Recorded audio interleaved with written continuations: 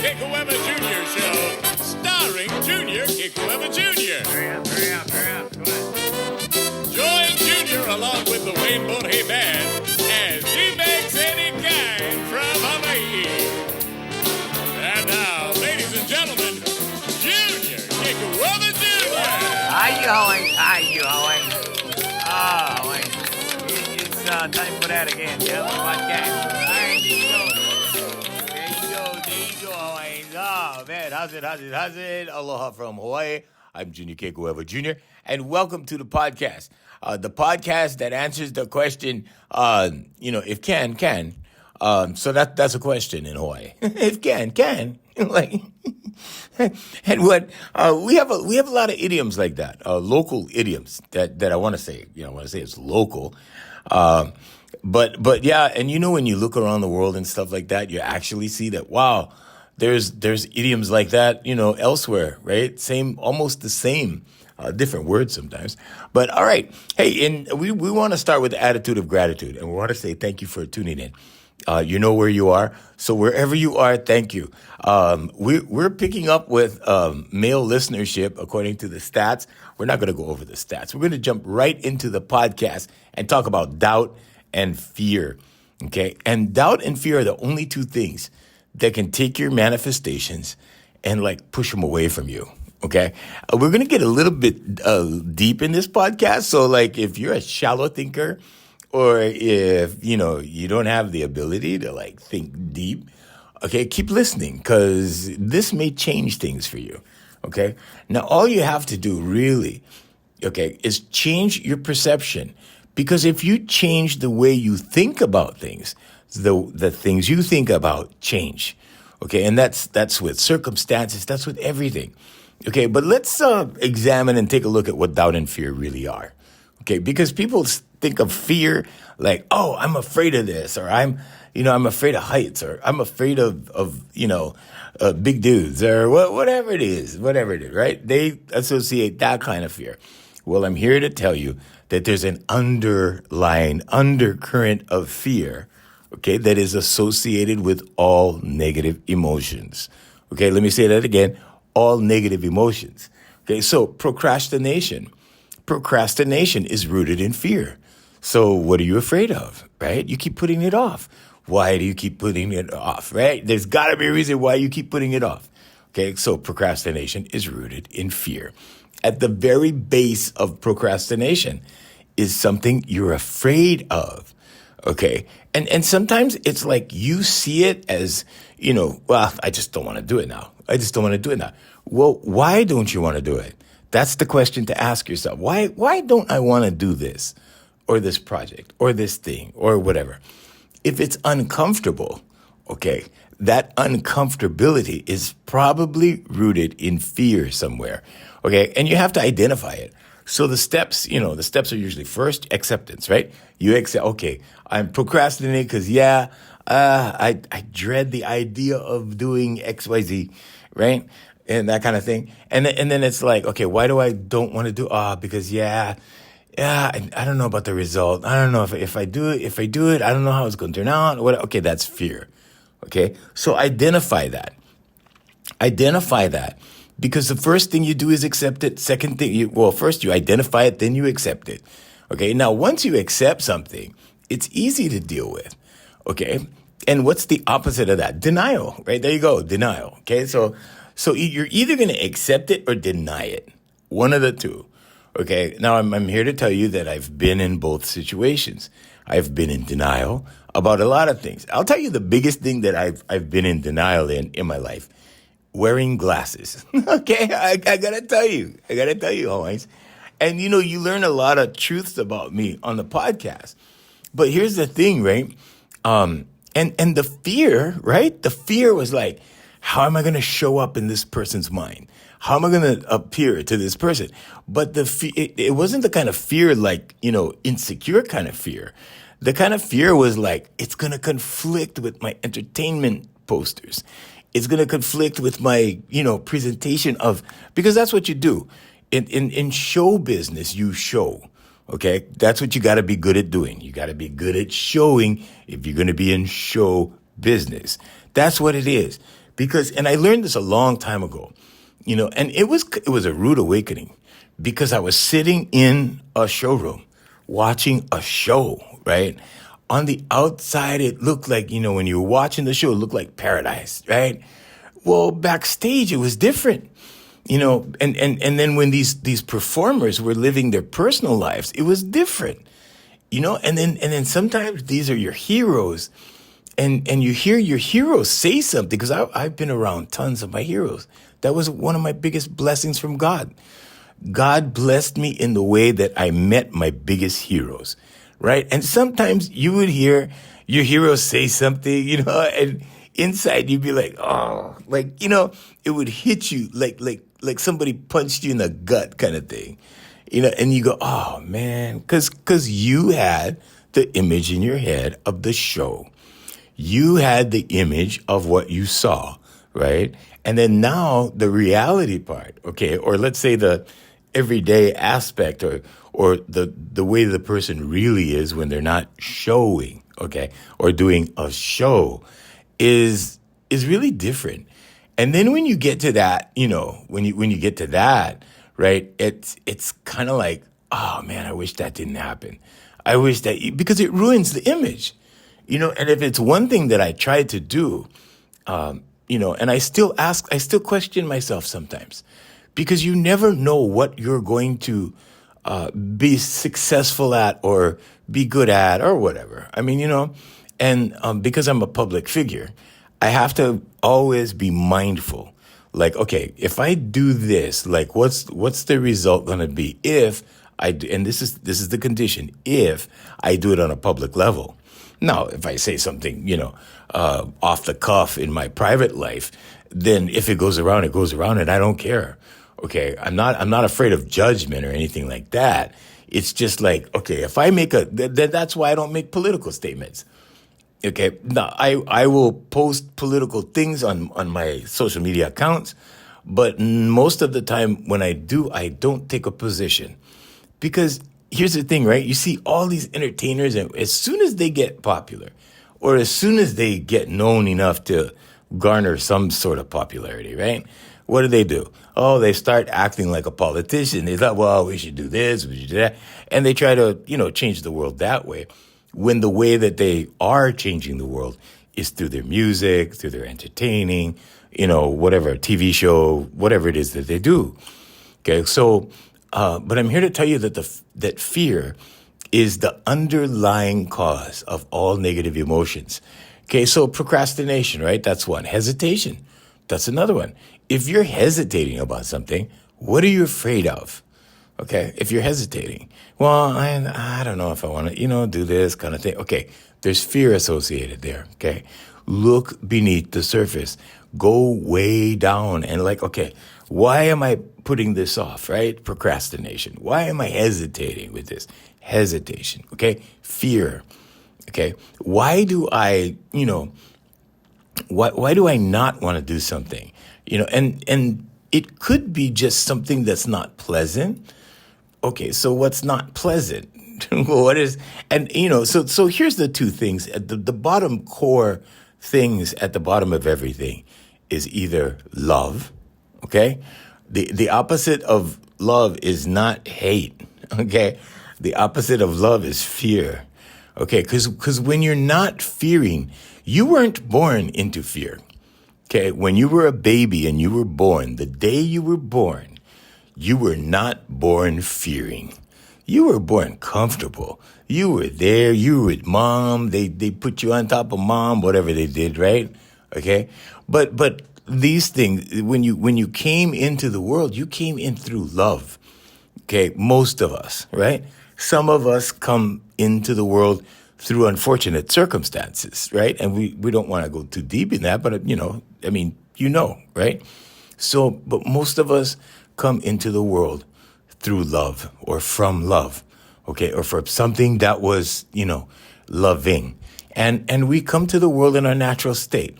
So I'm here to tell you that inside of you right now, that energy that's in you, okay, that is pure. That is 100% pure. Now, when you take a look at all of this for what it really is, right? And you start asking the question, well, who am I? Well, you're an extension of the Creator. Okay, so it's like a octopus. It has arms. Okay, you're one of the arms. You're one of the end points of that Creator, and this energy that we all share, right? The energy in all human beings, doesn't matter what color you are, doesn't matter how short you are, how tall you are. It doesn't matter. But that energy is what we all have in common. So when you read holy books and they say we are all one, that's what they're talking about. Okay. So, your neighbor, right? Yeah, I don't like my neighbor. Yeah, he's full of crap. Yeah, whatever. Traits that you don't like about your neighbor. Okay. So you have to ask yourself at some point, what am I fearing about my neighbor? Because when you push away like that, when you push away, you're fearing. There's fear there. When you welcome, right, there's love there. Okay? Now, I'm not talking about the Valentine's Day commercial kind of love. I'm not talking about that kind of love. Okay? I'm talking about the neutral energy of all human beings. Okay? Is love. God is love. Okay? They go, well, God, you read, scriptures, God is a jealous God. That's not the God that and that's not the God that you're supposed to be reading up on. Okay. If you believe that, then okay, whatever you believe, I respect that. Okay. But I'm here to tell you that if you closely examine, let's say if you're looking at the Bible, then I don't want, any DMs or emails about this. So I'm going to be very careful in how I proceed. But you have to consider, okay, well, if God is love and God created everything and God created good and evil and God created, then who's this guy in the Old Testament that's talking about sacrifice and killing children and killing people? And who's that? Is that really God? Is that really the Most High? And you have to ask yourself that question. I'm not going to sit here and make statements and answer the question for you, okay? Because you need to do that on your own. But is that jealous, vengeful, hating, whatever, bad attitude, killing God? Is that our Most High? Is that the Most High that we get? We're gonna go up the tree, right? We're gonna go up the tree. We go, well, there's this God, there's that God, there's different ethnicities have different representations of God, right? And when we get to the Most High, the highest you can go, the Creator or creators, right? And okay, is this really that person that you read about in the Old Testament? I mean, so you have to question. I go, well, maybe that's the good side or the positive side, or maybe that's the negative guy. Maybe that's the other side. Okay, but you have to take that into account because otherwise what happens, right, is you live in fear and you're worshiping out of fear. You're not worshiping out of love. Okay, so that's why then they have the New Testament thing, right? And I'm not here critiquing or being critical of the Bible at all, but I'm just saying that these writings exist. And then when you get into the New Testament, right, and that they call it New Testament for a reason, then when you get into the New Testament, God changes, right? Then there's a representation, right? Now you have a different guy, and now he's preaching a different thing. And this is all about, the four gospels and then you come into the love part. Then you come into the, hey, you guys better think, and then there's the teaching in parables kind of thing, right? Okay. So my position and my thought that I want to put out there just for thinking purposes, okay, just for consideration is, what are you afraid about? What are you afraid of? Are you afraid of that guy judging you, when you die, that guy? So funny thing about fear, okay, and funny thing about abuse or anything that makes you fear or anything that makes you suffer or anything that passes judgment or anything that's in any negative emotion whatsoever or any negative feeling, okay, cannot be of love, okay? And this, and I saw, and I'm gonna get away from talking about the Bible. Do I read the Bible? Absolutely. Do I believe in the principles of the Bible? Yes, wholeheartedly. Not all of them, but yeah. I don't believe that we should go out and kill our children in the name of God. I don't believe that killing has anything to do with God. Creation has to do with God. Okay, but anyway, that being said, yeah, I do read my Bible a lot. In fact, I read it almost every day. I have the Bible app.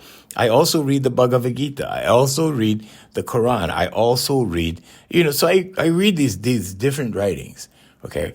And they have like a common thread in them, okay? At least some of them do, right? The Abrahamic religions have a common thread through it. And then, and you have a lot of questionable things there. There's the good parts, there's the bad parts, right?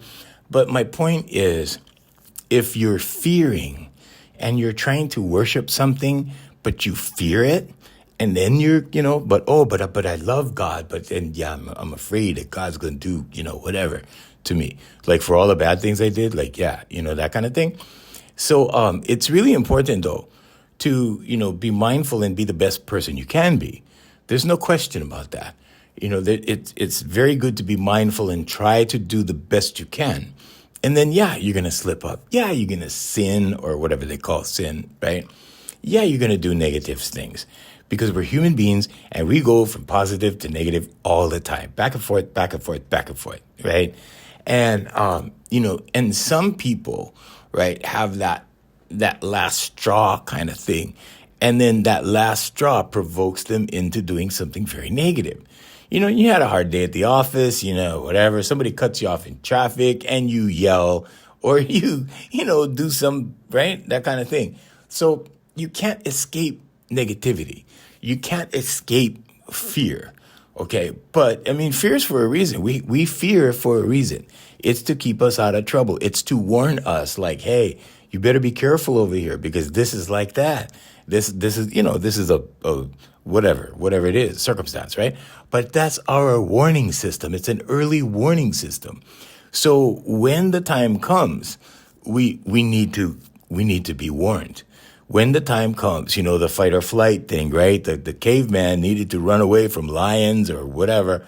I really don't know how. I've always read things like that, and I go, how is a human being going to run from a lion? You know what I'm saying? But yeah. Anyway, there's your comedy, Owens. There's your comedy. But what I'm saying is, right, that if you have if you cannot love something you fear. Okay, but what happens is that victims of abuse, victims of I want to say gaslighting. I want to say, and I'm not trying to throw out all these terms just to throw them out. Okay, I think we've all been there at some point with some form of gaslighting. Okay, so those of you who are not familiar with the term, gaslighting is just somebody rearranging something for you, and making you think or believe that something is not the way it actually is, So, and people do that all the time. Okay, and there's different motives for it. Some is malicious, some is not. Some may be innocent, right? Okay, like Santa Claus and the Easter Bunny, and the Tooth Fairy, right? These things, right? So it's not; those things are not malicious. Although, yeah, I could go into the esoteric knowledge of Santa Claus and. That's not a podcast, otherwise. That's for esoteric knowledge, okay? But what I'm saying is, yeah, you can't truly love something you fear. If you're in an abusive relationship, okay, it's very difficult, right, to love someone you fear. But you know what happens after a while? After a while, you start to love your abuser. After a while, you start to embrace it. And for the simple reason that negative attention is better than no attention, right? So I'd rather get, whatever. I'd rather get hit and this and that and whatever than nobody caring about me, okay? And that's when you get into like fear of loss, okay? So it's it's still fear again. Okay, it's fear of loss. So fear of loss makes you cling, right? Fear of loss makes you gravitate. Okay, and so anyway, but that's fear. Okay, so all the negative emotions are rooted in fear, and these fear mechanisms that we have work for and against us, and so it's up to us to go to consciously know when you're fearing, and go I don't want any part of that. Detach from that. So doubt and fear. Now let's talk about doubt. Let's talk about self-doubt. Okay, now you can doubt, somebody tells you a story like, oh yeah, I was fishing, I caught this big one, it was like this big. And in your mind, you're like, nah, cannot be, or whatever, right? And you doubt. Okay, so that's probably the most common way to doubt. But when you start getting into self-doubt, okay, and then you start getting into negative self-talk, okay, so when you start questioning yourself, and the reason why we do this is because human beings are the only beings on Earth, right, in this realm or on this planet, depending on what you believe, that can observe themselves in motion. Okay, animals can't do that. They have this one reality. They have this one view. They have this one understanding. And they have this one perception that is just straightforward, and that's all they know. Okay, they don't have the ability to observe themselves. Okay, but humans do. And that's part of that. So that's the blessing and the curse. The last podcast we were talking about ADHD, blessing and curse. Okay, here's another blessing and curse, Hawaii's right here. Okay, so the ability to observe yourself in motion, okay, opens you wide up for critique, self-critique, and self-criticism. Okay, why? Well, because you end up doing things you don't like. You end up doing things that you know are wrong, right? And then you judge yourself. So what happens when that happens? Well, when you start judging yourself, because right? Here's an example I give a lot of my clients, because a lot of my clients are in this position. Okay, they have a lot. I want to say they get frustrated with themselves. Okay, and here's an example that I give my clients. When you go to the store and you're like, you just get out of the line, you're walking out of the store, you look at the receipt and you go, wow, I got shorted 12 cents. Then you look back at the line and you go, nah, it's too much of a hassle to go back, right? There's a lot of people in the line. It's embarrassing that the cashier is working and then I got to go back and fuss over 12 cents, right? Or whatever it is. And what do? Well, you do what we call eating it, okay? So we eat it, or whatever you want to say. Eat it, swallow it, take it, whatever, okay? And then when that happens, what do? Inside, we know we should have gone back to resolve the issue, and now we have an unresolved issue within ourselves, okay? Because we hold ourselves accountable, whether you think so or not, whether you know so or not. And so then, and I know I'm probably preaching to the choir, but you need to hear this and you need to think about it. Okay, so what do? Well, we eat it. Okay, that's done. We go home, everything's good, and the rest of the day, night, whatever. Okay. But then a few days later, it happens again. And this time it may not be the store. This time it may be your best friend going, you know what, and just saying something without thinking, right? And inside you're going, I really should say something to so-and-so. I really should say, I should correct her. I should correct him, right? But you don't. Because why? Well, because you don't want conflict. You don't want to, because you don't know how they're going to take it. You don't know how they're going to react. And everyone is different.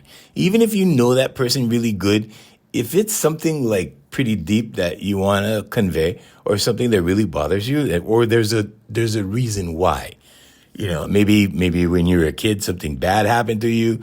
And when this happened, so this reminds you of that. And then, that kind of thing. And you don't want to say. So what do? You eat it.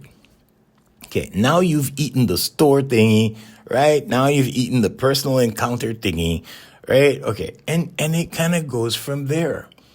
Okay, and then what happens? Well, pretty soon you start holding all these things against yourself without your knowledge, without being consciously aware. But subconsciously, you know these things. Subconsciously, your subconscious is taking notes of all these things. Your subconscious takes notes of every single edict that happens to you, or every single, right? That, you know what I'm talking about, right? So all of that, every single instance, every single time, your subconscious has made a record. Okay, and now what happens? Well, now you hold it against yourself. And what does that lead to? That leads to self-doubt and self-criticism. Okay. Now we do this with friends. We're sarcastic. Okay. We're sarcastic with our friends. I spend more time with clients than I do with friends. So, when I get to be around my friends, I'm still thinking about my clients and I'm going, wow, it's hard for me to be sarcastic. It's because I know what it does. Okay. And on the inside, the way it works is, somebody will tease you about your, I don't know, boots or your shoes or your whatever, right? Or your slippers, whatever, and they'll make fun of it. Like, wow, dude, really? Like, and you're going to think about it. Okay. Now, there was a instance, just lately where I threw away like, 2-3 pairs of shoes. And it's and these shoes were in good condition because that's what I do. I take care of my stuff. And I bought it years and years ago. Well, they were terribly out of style, right? And uncle is rocking them, right? And I thought, hey, I don't give a damn what people think, right? But, eventually I was like, so I started thinking about it, right? I started thinking about, because there were some comments made, right? And so eventually I was like, yeah, you know what? And it got the best of me. Now, I'm not saying that you should go wear clothes out of style. I'm not saying that you should go wear shoes that are outdated, okay? But and I saw my grandfather do it, so maybe it's hereditary. They came out of the war years, and the war years were years where everybody took care of every little thing they had. As a result, they ended up with too many things. Okay, but they were all in great condition. That kind of thing. Okay, so I stopped being this way about my cars. Every 3 years I had a brand new car, and then it turned into brand new leases, right? And then I told myself at one point, like, because I was afraid to, get sand in my car. I was afraid to get it dirty. I was afraid to eat in my car, that kind of thing. I didn't want roaches in there. I mean, that kind of thing. And after a while, it was like, dude, you always have new car smell, so this is always a, new thing or whatever. Like, it's only a car. It's only a car. I remember getting rear-ended by this girl and totally demolished my car right after I had it polished and cleaned and stuff, right? And she was all shaken up. It was a young 19, 20-year-old girl, and she was all shaken up. And I went up to her, and I was really happy in the way that I handled it. Because instead of getting mad, instead of, flying off the cuff, and my car was totaled. I mean, it was crunched up. And, she got out of the car and I gave her a big hug and I said, don't worry, it's only a car. And she looked at me like, huh? What? And, and I go, it's only a car, don't worry. And what I really meant was like, hey, nobody got hurt. Humans are important, right? Humans are important. But anyway, getting back to the self-doubt and the self-criticism, when something happens that, or we get sarcastic with people, those things stick in their heads, okay? And too much of that, right? Whether it's done intentionally or playfully, too much of that will start activating their thoughts on the subject. Like, oh yeah, well maybe this shirt is kind of screwed up. Maybe it is a junk shirt or whatever, or shoes or whatever it is, right? And we think about it, okay? and even me, I had to give it some thought. And I'm like, well, I can just go buy, better looking shoes or buy more up to date looking shoes, and I have some, right? So and I was like saving all this stuff, cleaning all this stuff and keeping them all nice, polished, everything, and I'm like, that's not necessary. No, I don't know if this helps you guys or not. I'm not flexing. I'm trying to tell you guys what I went through. That was my experience, right? But here's what happens with my clients. Over time, right, when you eat it, okay, over time, when you start, not being true to yourself, and true to yourself means sticking up for yourself, and sticking up for yourself means saying something when it ain't right, okay, in a calm, relaxed, loving manner, okay, and I don't mean love like Valentine's Day, okay, I'm talking about the other kind of love again, but in a calm, neutral way. Like, hey, you're my bestie. Why would you say something like that? What makes you say that? Or something like that. Not in a cocky way, in a nice way. Like, why would you say that? The person probably has no idea, right? And they may call you sensitive, okay? But you're not doing this for them. You're doing this for you, okay? So when you start getting confident with yourself, when you start realizing that, hey, I got to stick up for me, right? And, when you, I want to say, quote, grow up, end quote, you do less of the sarcasm. You can do sarcasm to play around, but you're more selective and careful with what you're being sarcastic about, okay? Are you being sarcastic about somebody's shirt, or are you being sarcastic about a situation? So those are two different things. But what do we do when we're, it's called giving each other crap, right? When you're with a friend group. So your friend group, right? Yeah, give each other crap. Yeah, I ribbed so-and-so about this. Yeah, I teased so-and-so about that, right? In the dating world, they tell you, right, the PUAs, pickup artists, they tell you, yeah, you just tease a girl till she can't take it anymore. You just break her down. You're like, and I'm like, no, these things stick in their heads. They start thinking about this. And it doesn't matter if you're a girl. It doesn't matter if you're a dude. It doesn't matter. You're a human being. You're the highest form of intelligence on the planet or in the realm, depending on what you believe. And these things will work on you. So what does doubt do? Well, self-doubt, right, starts to lower your self-esteem. And now you have a problem. Because now you start to believe these things. Okay, so the subconscious operates in repetition, learns in repetition. Okay, so now, all of these things that you're being subject to, okay, all of these teasings, all of these, whatever, you start to think about this stuff. And what does it do to your self-esteem?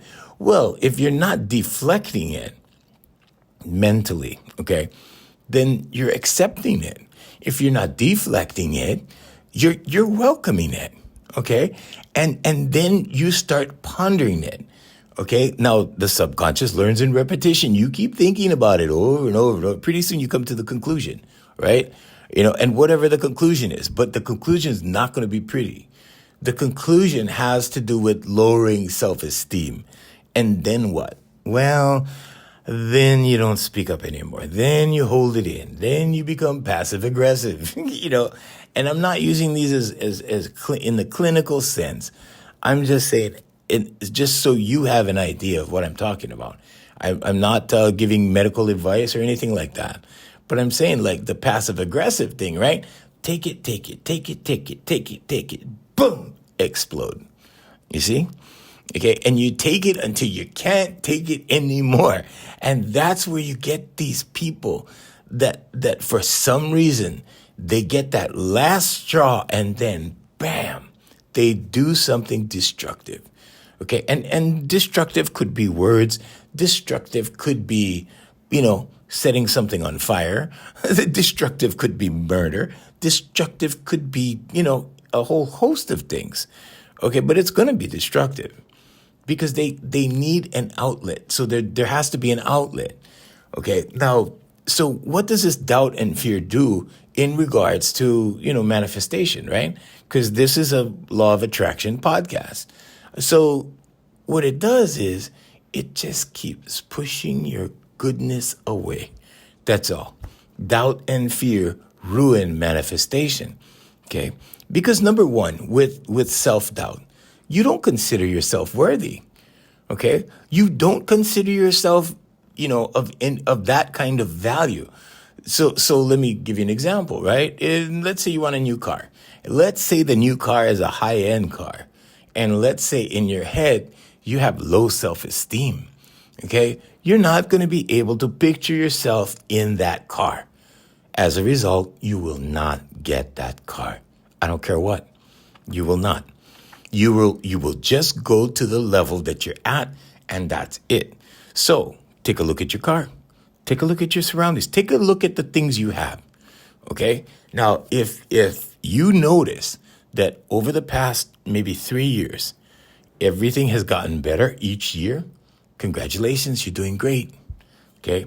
If you look back at the last 3 years of your life and you see like everything is kind of relatively the same, give or take a few whatever, okay, value-wise.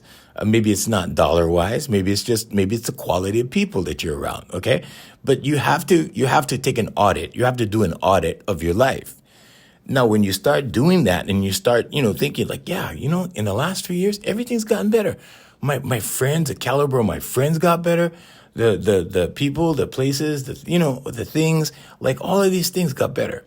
If that's what happened in the last 3 years and you take a personal audit, guess what? You're headed in the right direction. Okay? And if it's the only thing that I know from 2008 when I started studying this stuff is that things just keep getting better and better and better. And that's all I know. So and like I said, I'm not trying to flex, but I'm trying to tell you that when you change your mind, you change your life. Okay? And you have to write these things down. So the principles or the pillars that we teach, okay, is first of all, affirmations, write it down. Meditation, okay, that's important, okay, because you have to put a vibrational pause in what you're doing. Okay, you have to. You can't be on. You're holding all your stuff out there. It's like you're extending your arm at arm's length, with that stop motion, right? With your palm open like that, up like that, right? Like stop. And that's where your blessings are, right there. It's not coming to you. Okay, you're holding it at arm's length. Okay, but now when you get rid of self-doubt, when you get rid of self-criticism, when you get rid of the fear, what happens? Well, your arm just drops. And this is metaphorically, right? But it just drops. And what's the result? All the goodness comes. All the goodness starts to come, right? So, the first thing you need to do is work on you. The first thing I had to do was work on me. And I had to, first of all, go, okay, you know what? In the beginning, I tell this story all the time. So if you've heard it, just bear with me. I'll make it fast. But I started writing affirmations. I go, okay, I'm going to give it, 60 days because it takes 60 days or 63 days to change a habit. And I said, okay, I'm going to do this for 2 months, roughly 2 months, right? And I'm going to look back. And if this doesn't work, I'm never, ever, ever, ever doing this again because I'm that kind of person. I'm very stubborn like that. And stubbornness can work for you, okay? Because I'm too stubborn to jump off my path. I'm too stubborn not to work. I'm too stubborn not to push myself, right? Which sometimes is wrong too, right? Because you have to develop a rhythm. Okay, so it's not just about push in life, okay? You have to work and then you have to be. Then you have to do, then you have to be. Do and be. Do. Okay, but you got to find what kind of doobie-doo works for you, okay? How much do and then how much be, okay? Because you can't just go like that. Because then again, you're keeping everything like that at arm's length because you're producing vibrational momentum. And that momentum is just keeping everything out there because you're push. And then you wonder why you don't get results. Why don't I get results with my manifestation? I try this, I try that. Why do it, you know? And people get all frustrated like that. And it's something very easy to get frustrated with. And the average person will quit. The average person will go, the hell with it, right? Yeah, I don't want to do this. Yeah, junk already, right? The average person will do that, okay? Well, don't be the average person, okay? Be the above average person. But here's how it happened for me. After 2 months, I looked back and I started reading through my affirmations and I go, wow, I asked for this and oh, yeah, I have that now.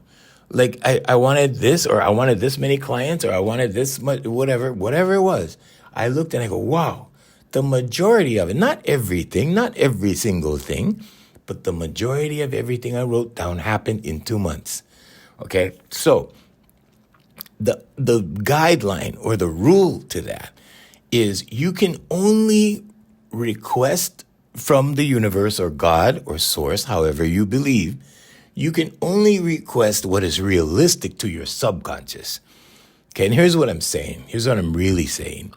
If you want $5,000 and you've never done an affirmation for money before, or let's say you've never held $5,000 in your hand, okay?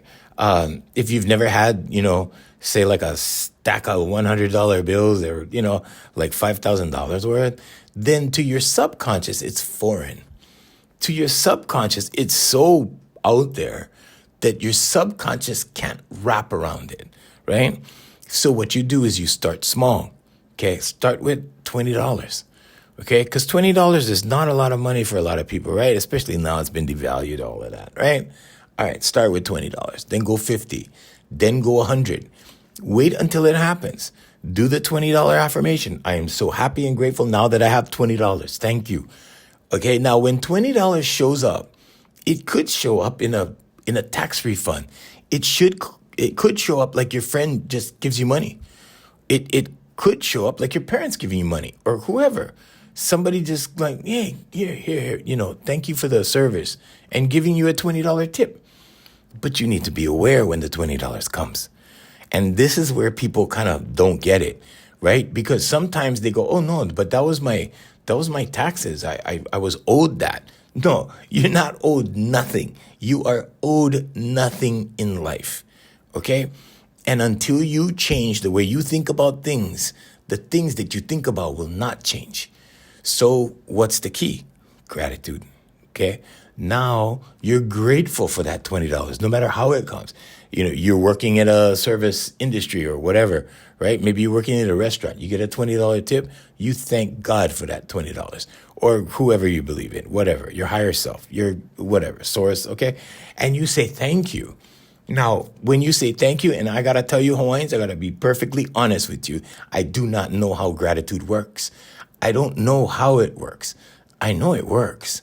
Guarantee, like all day long, 100%. 1,000%. It works. When you are thankful for what you have, you get more. Like, it's just that simple. I don't know how it works. Okay? The only answer I have is God is real. That's it. Or source is real. Or Allah is real. Or Jesus Christ is real. Or Gautama Buddha is real. Or however you believe. Okay? But that super conscious. So there's a conscious mind, subconscious mind, super conscious that we're all plugged into, okay? Or consciousness, right? Now, however you believe within the scope of all of that, that's what it is. That's exactly what it is. Okay, because only that could produce more out of gratitude. And so I don't know, if it's in us, because in the Bible, Jesus, says, and it's not like a cut and dried kind of thing, but he says, ye are gods. Okay. And I think, and there's different meanings. He's not saying that we're all gods, but we all have God in us. We all have that energy in us that makes all of us one because it's all the same energy. Okay. If you want to say spirit, say spirit. If you want to say soul, say soul. Whatever you want to say, energy, spirit, soul, it's all of that and it's in you and you can make it work magic.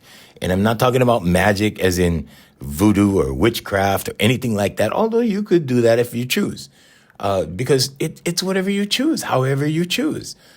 If you want to pray and you want to obtain something, okay, go pray. It works. I tested prayer. I tested prayer back when I was in my early 30s. And I prayed for some off-the-wall stuff. I can't even tell you. One time I prayed for this girl. Well, I didn't pray for a specific girl because, you can't do that. Everybody has free will. But I prayed for, a woman that looked like this and whatever. And she showed up. And I'm like, whoa. And it was 2 weeks later. And she showed up, on Thanksgiving Day. And guess what I did, Alliance? I gave thanks. I was praising God. I was like, thank you, Father God. Thank you. And we had a great time. And, we don't keep up or anything anymore or, anything like that. But we had a great time. And we were friends for a long time until she moved to the mainland. And I haven't seen her. But I'm just saying that, you can pray for anything. You can pray for anything. Try it. Go ahead. Okay. But you have to pray without ceasing until that, whatever it is you're praying for, arrives. Okay. That's the key. So in other words, top of mind. Okay. In other words, put it into your subconscious and your subconscious will arrange it. Okay. Now that's kind of, out there for some people. And they go, well, how can your subconscious arrange, whatever? Okay, here's an example. Take the first step. Take baby steps. Because if you make the wrong step, you're going to, it's a large correction kind of thing. So you take baby steps. Like you stick your foot in a swimming pool, like you stick your toes in to see how cold the water is. That's how you proceed. You just take small baby steps like that. And guess what happens? People show up. The right people show up. The right doors open. And you go, how the hell did this? This is a coincidence. No, it's not. It's within you. It's within you. Take the baby step, Hawaiians. Okay? Take the baby step. Okay? And then you take another step. And then, oh, hey, I was just down at the restaurant and I met this guy and it's a coincidence, but he works for this industry that I'm trying to get into. And he told me that we could have a conversation. He gave me his card. You see? Okay? Stuff like that. Stuff out of the blue. Stuff that you cannot even explain will happen when you take the baby steps. But you have to focus on what it is you want, the result of what you want. Like, what do you really want? That's a loaded question. Okay? So if you start writing, and I mean just write, sit down in a quiet place with a pen and a pad, okay, and start writing. Okay, and just as you get the thoughts, write it down. Even if they're crazy thoughts, write them down. Okay, you can tear up the paper when you're done, but write it down. Because when you write, it goes directly into your subconscious. Write it down. I want to be a millionaire. Write it down. I want to be a millionaire. Okay, and then think about it. Like, what is it going to take to be a millionaire? Do the numbers. Okay, back in 2008, I did the numbers. I went and said, okay, I want to make, X number dollars a year, right? X number, whatever. I put down the figure. And then I had to break it down. So the yearly amount is a huge amount, okay? Then you got to break it down to the monthly amount. Then you got to break it down to the weekly amount. Then you got to break it down to the hourly amount. And that number is doable, okay? Now, then you need to figure out, okay, how much effort, how much time, how much labor do I have to put in to achieve that daily amount? And then, oh yeah, I got to do that every day. But I'm here to tell you that your subconscious will take care of it. Why? Because when you keep doing the repetition, you do it every day. Okay. Let's say you approach 5-6 people doing, sales of X number of dollars, and you get 2 clients a week. So now if you need 5 clients, right? So you need to break it down into what you're doing. If you're a car detailer, you got to figure out, okay, I do, cars for $250 a pop, right? Whatever. And now you gotta do the math. Now you gotta figure out how much it's gonna take to get to your annual amount. And you reverse engineer it. You do it backwards. And then you find out, I got to do 6 cars a week in order to get that. Or I got to do 10 cars a week to do that, right? Well, there you go. Okay. But if you are just going about life like life happens to you, okay, because life happens for you, believe it or not. It's up to you if you want to believe it, whatever, I don't care. But life happens for you, not to you, okay? There's a lot of people out there thinking that life happens to them because they don't know any better and they haven't experienced anything else, okay? My life happens for me all the time, all day long, every day. And when I'm complacent, when I don't do a good job, when I do something wrong, when I have a bad thought, or let's say I get lazy always. Yeah, there's some days I just stay in bed. I don't do anything. Do I have repercussions of that? Oh, yeah. When I'm not productive, I don't make as much money. When I'm not on it and jamming and producing, I don't make as much money. Okay. When you have your own business or, in my case, businesses, because I jump from things, thing to thing to thing during the week, I have certain days I work on certain things. But I'm just saying, like, when you don't do it and you're, working for yourself, yeah, you may be able to slide if you're working for a corporation and you call in sick and cheat and just sleep all day. You're still going to get your benefits. You're still going to get your salary. You're still going to get your money. Okay. Too much of that will get you out of a job, but, just saying, okay. But that's the kind of thing. And anyway, that's the way you need to think about things. Break things down to the smallest amount, right? So that it's easy for you to wrap your mind around. Yeah, I can make $1 million a year. And that's going to be X number of dollars an hour, right? And then you get the weekly figure, then you get the monthly figure, then you get a 6-month figure, then you get the annual figure of $1 million. It's not difficult to do. In 2010, we passed the $1 million mark. In 2010, and I was like, whoa. And what I'm talking about is when I was a kid, right? The reason why it was important to me. When I was a kid, my parents told me, you'll never make any money playing music. Never. Don't even think about that. And I understand why. And they were actually right. If I was a gigging musician, if I just went down to the bar and, played my guitar and sat in the corner and whatever, right? Like that. That would be impossible. Okay. But, I had to do marketing. I had to put a show together. I had to put an act together. For a long time, there was this guy, he goes, dude, you got to have an act. You don't have an act. All you do is sing. You gotta do, and it was the most painful thing for me to go through because I had to learn comedy, right? I had to learn how to do, timing, everything. I had to learn all of that. It was a struggle for me. I didn't want to do it. I wanted to do what I saw, these other guys do, like Frank Sinatra and locally Don Ho and Dick Jensen and people you guys probably don't even know unless you're older. But I watched these guys and all they did was sing. Some of them did comedy. Yeah, some of them were funny. They were all entertaining, right? But I had to divide my show into, okay, this is the 20 minutes I'm going to do stand-up comedy. I'm going to do my routines. I'm going to do my voices, whatever. And I had to organize it. And it was grueling for me, like to do it. And then the first time I did it, I was like, wow, I got through it, And then the second time I was like, oh, okay, yeah, I can get used to this. And, now I can still recite the whole act in my head. I can still do the whole act. I'm retired now. I retired since 2019. But this is what I'm talking about. You have to get everything down to digestible amounts for your subconscious. Because if you write an affirmation for $5,000 and you haven't had $5,000 yet, you need to start at the bottom like anything else in life. Start at the bottom. I am so happy and grateful now that I have $20. Thank you. And then go 50, 100, 200, 500, 1,000. Okay, when you get to 1,000, because I worked up to 5,000. I did not write any affirmations over $5,000 until today. I haven't. I didn't desire it after a while. It wasn't about money after a while. It was about, I am so happy and grateful now that I have more people to help. I am so happy and grateful now that I am well.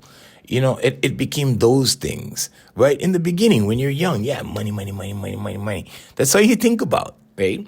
But that's only one component of wealth. Just one component. Money is not the end all. Money is not like, money is not the huge deal, okay? It is important and it is necessary, okay? But here's the last thing I'm going to leave you with, Hawaiians, okay? When you start placing your focus on service, like what you can do for somebody else, or what you can give somebody else, or how you can be there for somebody else, right? Instead of, oh, what, I got to make sure I get mine, or right? Like, oh, what am I going to get out of this, right? I used to ask that question to myself, like a long time ago, like, okay, wait a minute, what am I going to get out of this, right? And if I'm not getting anything out of this, I don't want to do it, right? If I'm not getting anything out of this, the hell with it, right? I used to think like that a long time ago when I was like in my late 20s, early 30s. I used to think like that until I started learning, right? And then when I started learning, and the old timers used to say stuff like, you're going to learn. And they would just watch me make all these mistakes and fundamental errors and, stupid stuff, right? But once I started learning, I discovered the secret. And the secret is life happens for you, but you have to be proactive. You have to be in the driver's seat or the captain of the ship or whatever you want to call it. Because unless you... Oh, sorry, Hawaiians, I got to go.